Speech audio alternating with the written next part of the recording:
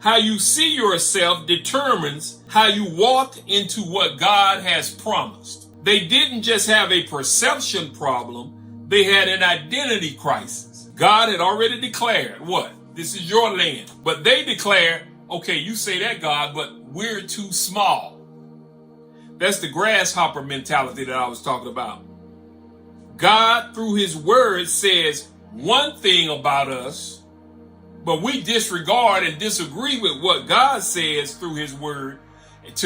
On the other hand, instead of doing that, we focus on the totally opposite of what God says about us, or what his word says about us, or our condition. Now, I know that sounds like a mouthful, but that's like if I hold up this case and say, this case is valuable.